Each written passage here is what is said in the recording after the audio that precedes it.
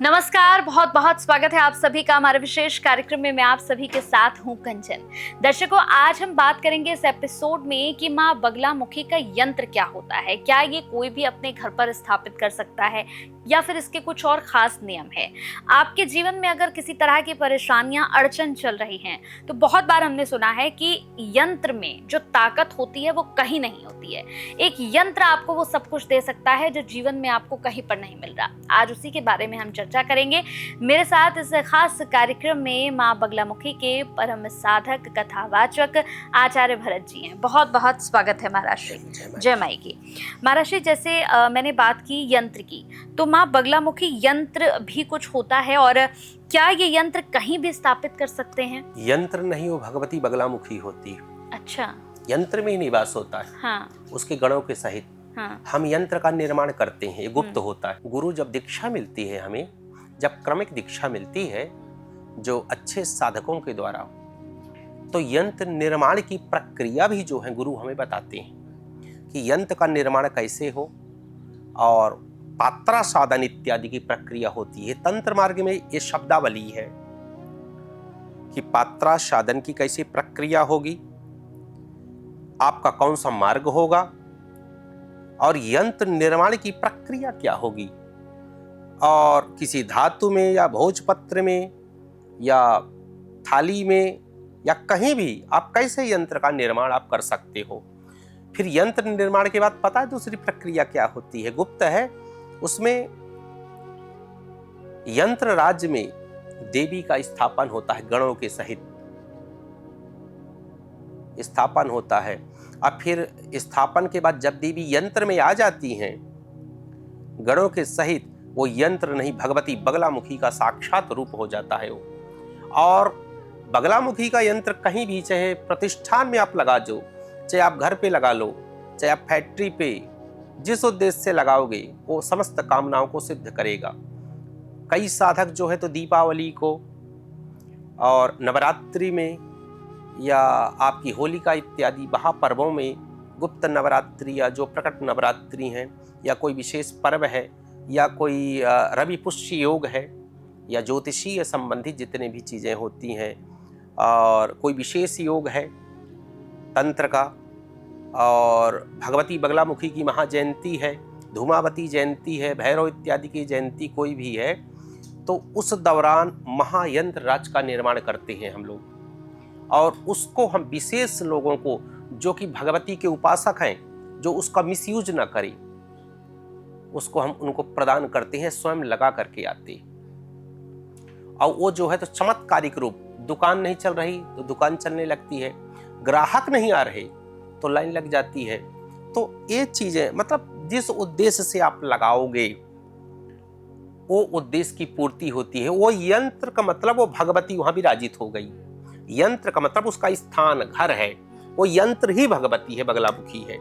इतना महत्व है। बस साधक के द्वारा वह बनाया गया हो, साधक के द्वारा प्राण प्रतिष्ठा किया हो, और साधक का स्पर्श उसमें हो, और विशेष लग्न में, विशेष पर्व में, विशेष तिथि को, विशेष काल को, विशेष मुहूर्त में बगलामुखी का यंत्र जो है तो उसको सिद्ध किया गया हो।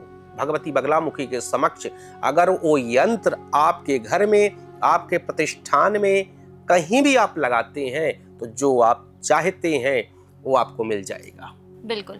अब मैंने आपसे ये प्रश्न इसलिए पूछा क्योंकि महाराज श्री, आजकल हम देख रहे हैं एक चीज़ और कि लोगों को बड़ा बेवकूफ़ बनाया जा रहा है। उन्हें यंत्र बेचा जा रहा है कि ये माँ बगलामुखी का यंत्र है, ये आप अपने पूजा के कमरे में लगा लीजिए, या ये आप अपने जहाँ पे आपका गल्ला होता है दुकानदारों का, आप उसके ऊपर लगा लीजिए। तो लोगों को ऐसे बड़ा कन्फ्यूज किया जा रहा है। ऐसे लोगों के लिए क्या कहेंगे जो माँ बगलामुखी के नाम पर लोगों को ठग रहे हैं? 90% लोग कर रहे हैं। दिल्ली में ज्यादा चल रहा है। नई नई लड़कियां, नए नए लड़के, और जो कि मॉडल थे, और ये सब चीजें यूट्यूब में पढ़ करके कर रहे हैं। इसीलिए कई लोग इसलिए कमेंट करते हैं कि शायद महाराज भी वैसा होगा। महाराज कथा करता है, महाराज सब कुछ छोड़ करके चीजें हुआ है। महाराज जो नहीं है, दक्षिण भारत में शिक्षा हुई है, IAS करके महाराज बैठा इधर, संस्कृत से आचार्य रहा है, PhD। कई लोग पूछते हैं महाराज क्या मार्ग है, कैसे है, सब ऐसे नए नए लोग आ जाते हैं। ये सब चीजें नहीं है महाराज। ये महाराज सब देख करके 7 वर्ष गिनती करिएगा, 7 वर्ष गुरु के चरणों में। अब भारत की जितनी सिद्ध पहाड़ियां हैं, ये दास लंगोट लगा करके घूमा है गुरु के चरणों में, इस साधना को किया है। हर पीठों में, हर पहाड़ियों में, हर शमशान घाट में करके आपके समक्ष है। मैंने विज्ञान अध्यात्म को दोनों को देखा और इस मार्ग में हूं। जो बताऊंगा भगवती को साक्षी मान करके आपको बता रहा हूं मैं, कि ज्यादातर सीख करके जो मंत्र आपको पढ़ के सुना दी वो फेक है। ये मंत्र, असली साधक कभी मंत्र, मूल मंत्र का उच्चारण नहीं करेगा। ये गुप्त होते हैं, ये नष्ट हो जाती है आपकी विद्या पूरी। भगवती का गदा प्रहार करती है। अगर हर जगह ये जीभ भी हल्की चलनी चाहिए, होठ एक, अगर आप खुद के लिए एकांत में भी जप कर रहे हो ना, तो मानसिक जप होता है।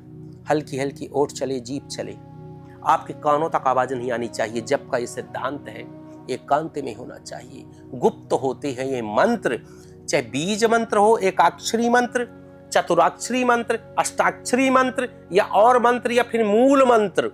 भगवती का जो 36 अक्षरों का है मूल मंत्र, उसका भी उच्चारण नहीं किया जाता।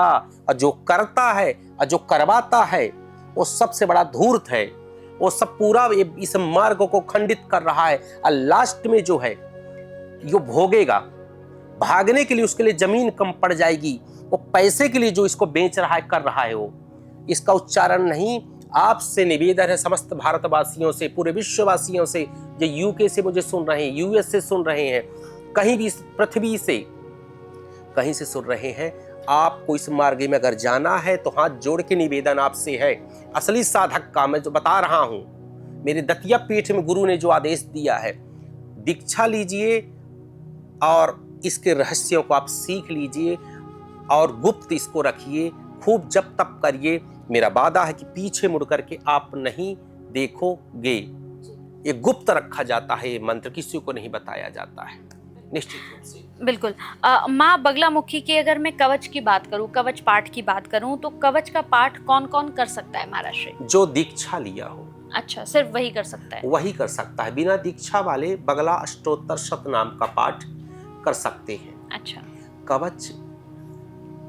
कवच का पाठ जो है ये भगवती से ही ये कवच काम करता है। मतलब अब ज्यादा नहीं बता पाऊंगा, मान के चलिए कि किसी चीज को अभिमंत्रित करके कवच से आप दे दीजिए, रोग ठीक हो जाते। इस कवच के पाठ से शरीर वज्र बन जाता है। ये कवच के पाठ से शमशान में भी बैठ लो, कोई बाल बांका नहीं कर सकता है। कवच के पाठ से कोई 4 लोग आपको घेर रखे हैं, शत्रु स्वयं दूर चले जाएंगे, इतना तेज होता है। एक ऑरा जो है आदमी की, आभा मंडल जिसे बोलते हैं, दैट्स मीन, वो इतनी स्ट्रॉन्ग हो जाती है कि नकारात्मक शक्तियां प्रवेश कर ही नहीं पाएंगी। अगर जो व्यक्ति कवच का पाठ, मां बगलामुखी कवच का पाठ करता है, उसकी आभा मंडल बहुत ही दिव्य और भव्य हो जाती है। कोई छेदन, कोई भेदन उसको नहीं कर सकता है। कोई भी अविचार इत्यादि कर्म कोई तांत्रिक करे तो नहीं हो सकता है।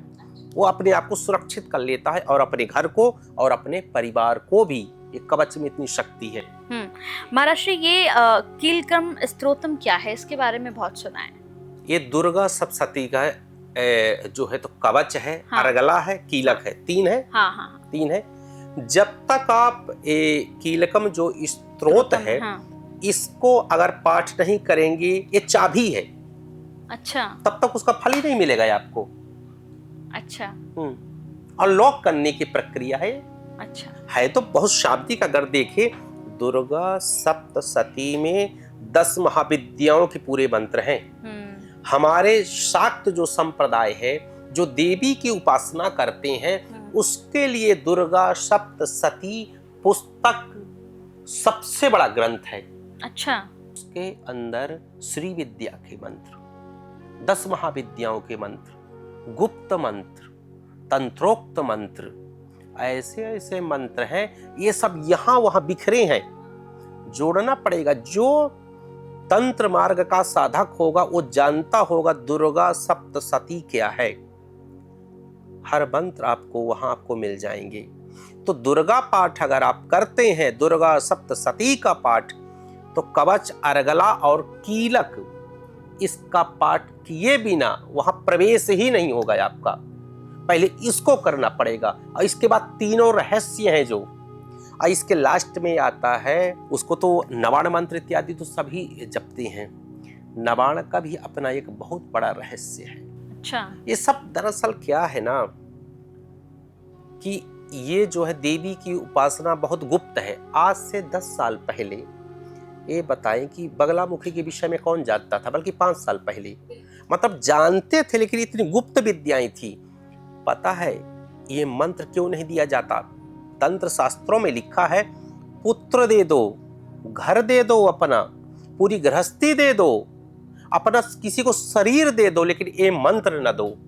इतने गुप्त है क्योंकि मान के चलिए कि ये मंत्र अगर किसी को मिल गया, मिसयूज कर दिया तो बिल्कुल बिल्कुल। किस उद्देश्य से वो ले रहा है, किसी का वशीकरण कर दिया, किसी का मारण कर दिया, किसी का उच्चाटन कर दिया, तो ये जो है पाप गुरु को लगता है।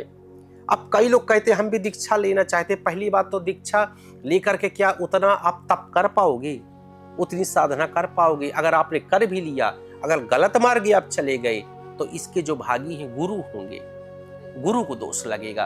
तो ये मार्ग बहुत सोच समझ वाला मार्ग है, बहुत तप वाला मार्ग है। बिल्कुल। और इस मार्ग में आप बिना गुरु दीक्षा के या बिना गुरु से बात के या बिना गुरु की सलाह के बिल्कुल मत बढ़िएगा। हर एपिसोड में आपसे यही एक दरखास्त होती है, यही एक निवेदन होता है। अगले एपिसोड में फिर आपसे मुलाकात होगी। माँ बगलामुखी के रहस्य पर हम फिर चर्चा करेंगे। बहुत बहुत धन्यवाद महाराज श्री। जय माई की।